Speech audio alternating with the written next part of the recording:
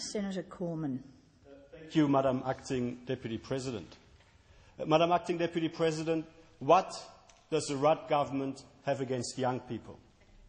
We have this broken promise on student taxes. We have the unfair changes to the youth allowance. We had the tax hike last week and prosecuted over the past year on alcopops. And we, of course, have the mountains of debt which the young people of Australia will have to repay for decades. Shame. The young people of Australia are the losers under this government. And I say to the young people across Australia, if they don't want to pay this unfair student tax, if they don't want to be subject to the unfair tax measures that are prosecuted by this government, vote Liberal at the next election. Now, Madam Acting Deputy President, this is yet another broken promise. And I, along with my colleagues, will just quote some of the comments that were made in the lead-up to the last election by the then Shadow Minister for Education, Stephen Smith. A journalist asked a question on the 22nd of May 2007. Are you considering a compulsory amenities fee on students? Mr. Smith. No. Well, firstly, I'm not considering a HEC-style arrangement. I'm not considering a compulsory HEC-style arrangement, and the whole basis of the approach is one of a voluntary approach. So I'm not contemplating a compulsory amenities fee, quote, unquote. But of course, we know that Peter Garrett put this footnote into the contract that the then Rudd opposition entered into with the Australian people. And the footnote said, once we get in, we just change it all. And this is yet another example of once we get in, we just change it all. And the young people across Australia, students across Australia, are being asked to pay a student tax which the government before the election said they would never consider. Now, of course students should not be forced to pay for services and amenities which they never use. Of course they shouldn't. And I'd like to just reflect on the experience that we've had in my home state of Western Australia, where the former Court government introduced voluntary student unionism in 1993. We had full voluntary student unionism in Western Australia between 1993 and 2001. And all of the student unions and guilds continued to exist and operate in Western Australia during that period. They did not disappear. They did not collapse or dissolve.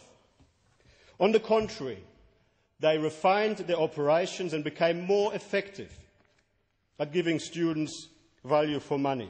They were forced to respond to real student needs.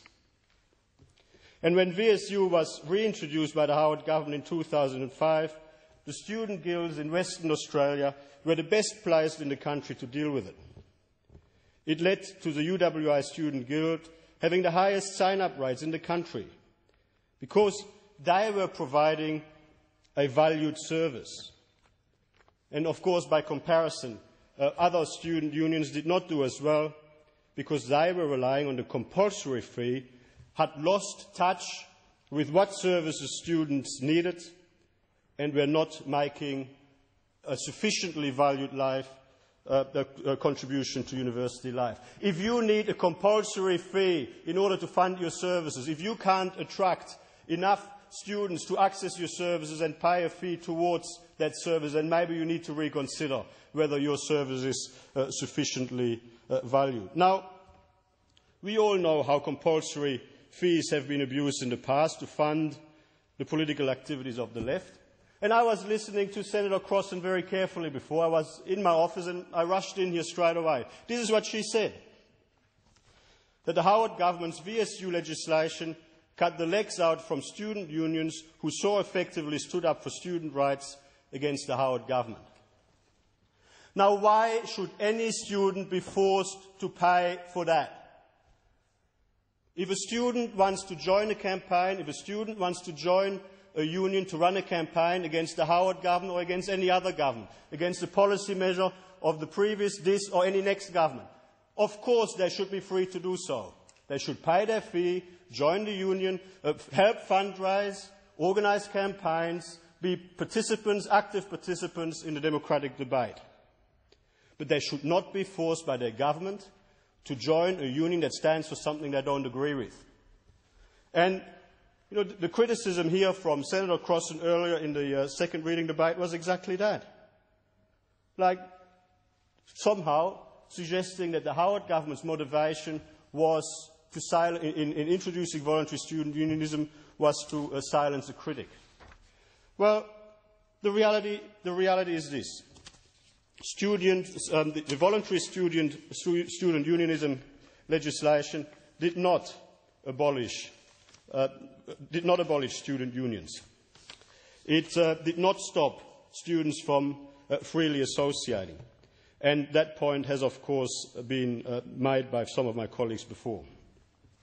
Now, some of the arguments put forward is that the fees envisaged in this piece of legislation will ensure that students will have access to vital student services. Now, who makes the decision? Who determines whether a particular service is vital or not? Who makes that decision? Well, it should be the student that accesses the service. It should be the student that accesses the service. Now, the VSU legislation did not ban the collection of fees by student unions and associations. However, what it did do is give students choice, and students deserve that choice.